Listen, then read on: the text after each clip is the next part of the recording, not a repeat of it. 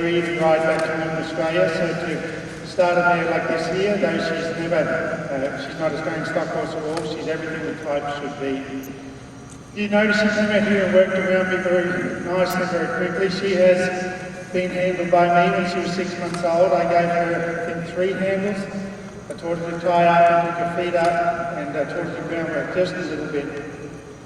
And then Terry's beautiful granddaughter Tia prepared this wonderful young mare for the Evergreen Farm dispersal sale, which was held last September.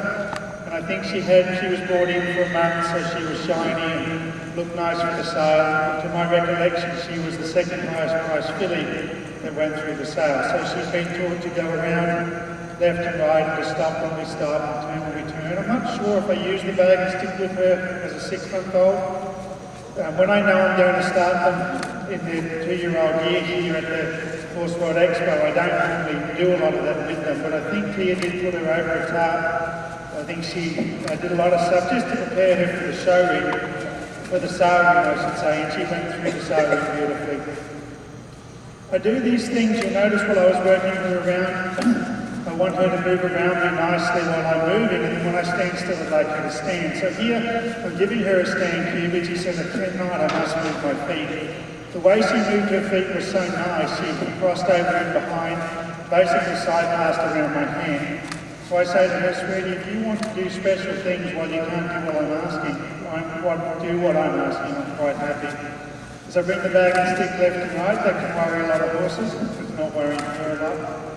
The horses that I have from Evergreen Farm, I have a horse that is an uncle to this mare, a horse by painting hobby called Ash, that will be in this arena tonight, rehearsing and be in the arena tomorrow performing. And then I have 2 beautiful sons of a wonderful stallion that used to stand at Evergreen Farm. But I haven't got one by Chase, but Chase is certainly a wonderful stallion and throwing beautiful babies. The horses that I have are really high energy horses, and that's what I want. The Chase babies that I work with, I'm sure she's going to do things today that show that she doesn't know a lot, but they just seem to have a beautiful temperament. They seem to be a little more laid back, and that's absolutely wonderful for where this mare is going in the future.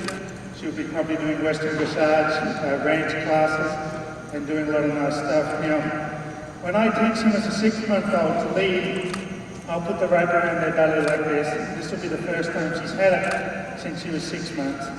But I do it so that if I have to ask her forward, I can pick up on that and bring her forward without having to chase her around or to pull on her head too much. When they're little babies like that, I don't necessarily handle my youngsters too much when they're young, but I do handle them as 6-month-olds just enough to teach them to go around and do the basic stuff she's just done here today. Putting the rope around her belly will help me in 2 different ways. And I'm not saying that you have to do this. There's been millions of horses trained throughout the world that don't have this. There's not many millions of horses that will do what my horses do. So I'm setting them up. I want to know that when I work with her, I want to be able to say to her, sweetie, there's going to be things in your life that are difficult. And I want to see how you handle them. And 2, I want to make them be not difficult for you. She's handling it really nice. A little bit of lift in the belly. She's going to do more of that when the saddle goes on. But I certainly want to set her